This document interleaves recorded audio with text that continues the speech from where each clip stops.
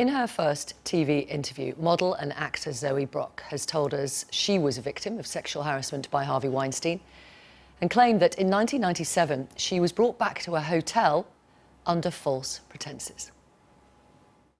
I met Harvey at a dinner party in Cannes, at the Cannes Film Festival. And it seemed like a fairly innocuous affair. It was a bit of a big bash. I sat next to him at a long dinner table. There were a lot of people there. I didn't know who he was, and he seemed like a nice guy. And we had great conversation. And at a certain point, I found out that the name of his little production company was Miramax. And obviously I'd heard of it, and he had even produced and distributed the movie of a family friend of ours. So I felt pretty safe with him. And our two groups, his group of people and my group of people, all went out on the town and went to some parties afterwards. And at no point in that evening did I ever feel hit on or unsafe or as if I was dealing with a bunch of misogynists or anything like that. They were extremely respectful and fun. We had a great time. And then things went a little bit pear-shaped. Go on. Around midnight, we wanted to leave, and there were so many of us. We were out the front of the party, and I think there were about 3 town cars, and all of my friends piled into 2, sort of while I was talking with Harvey and people or being distracted. And I was then, when the town cars were full, Harvey offered me a ride. And so he and his entourage and I got into one car, and we were all supposed to meet at the same place. But instead, my friends went down to the wharf to get a boat back to the yacht that we were staying on, and I was spirited to the Hotel du Cap, which is a good 30 minutes out of Cannes. And I was told that our friends would be meeting us there. We went up to the room, and shortly after that, his little entourage started peeling off one by one until there was just his assistant and Harvey and I in the room. And at this point, I was on really high alert. Like something was going down, and I knew it. And I turned to I assume he was his assistant because he certainly did everything that he asked, but let's call him his sycophant. Okay. I turned to Harvey's sycophant and said, WTF, what's happening? And he said he would go down to the lobby to check and see if my friends were there and having trouble getting up to the room. That was just the moment that I should have gone with him, but I didn't. I kind of froze, and I was still trying to understand what was happening. He left, and Harvey walked out of the room and came back in naked. He came back naked? Naked. What did you say? And he said that he wanted a massage. Could I give him a massage? And I said no.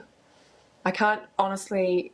I'm a little hazy at that point. I know that I was really taking stock of the situation and assessing escape routes and what was the best option for me. And I really just couldn't tell. I couldn't tell which was safest. I didn't feel safe anywhere. And when I didn't want to give him a massage, he offered to give me one.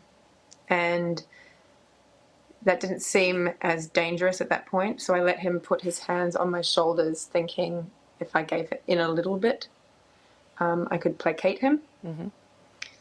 But I didn't like that. The minute he touched me, I was really revulsed and scared, and I jumped up and I ran to the bathroom, which was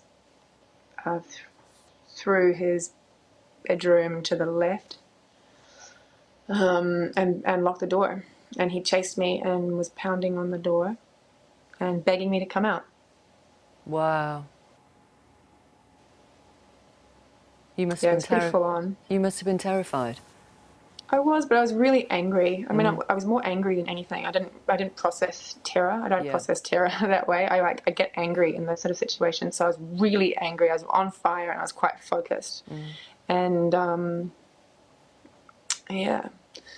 so eventually he sort of calmed down and promised to step away and put clothes on and leave me alone. And I could tell from the distance of his voice when he next spoke that he had left the door, so there was distance between he and I.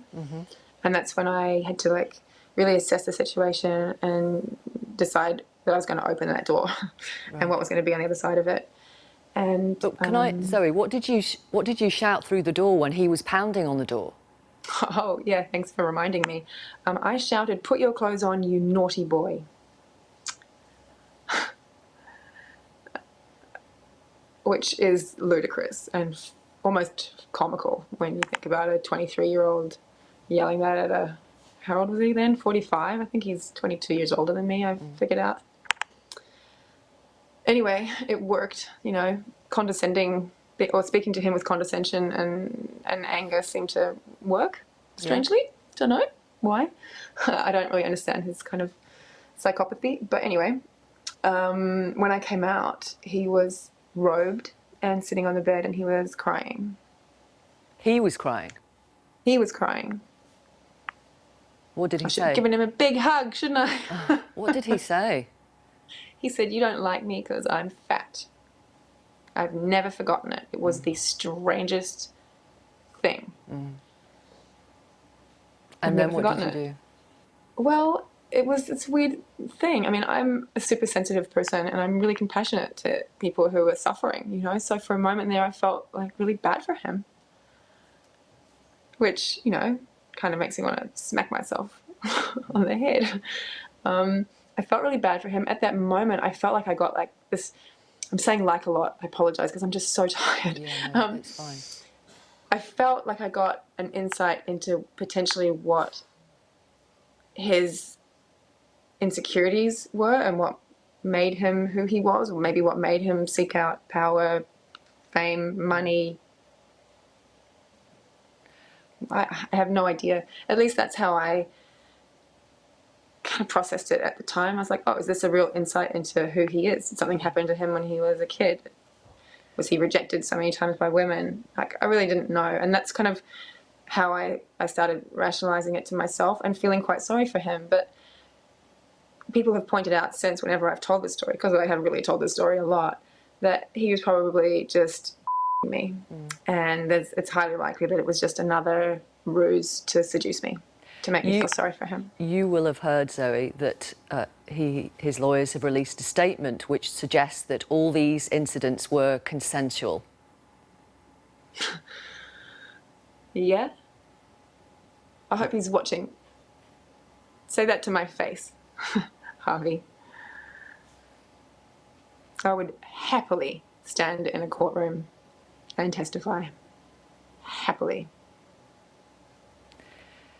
The way you have described what has happened would suggest that there were a number of people around him who knew exactly what was going to happen later that evening involving you. Is that fair? Oh, absolutely. Absolutely. His assistant, after all of this went down, his assistant pulled me aside and apologized and said that of all the many times that this has happened, this is the first time that he's really felt that I was the wrong person to do this to, because I deserved better. Whatever that means. You know, was I smarter or in any way better than those other women? Did they deserve it? Were they stupid or something? I mean, that didn't make any sense to me. No one deserves it. And then, you know, after when I got to the hotel and called up an actor and asked him about it, he said that it was common knowledge that this happened to everyone in Hollywood and he'd been trying to warn me all night, but I hadn't got it.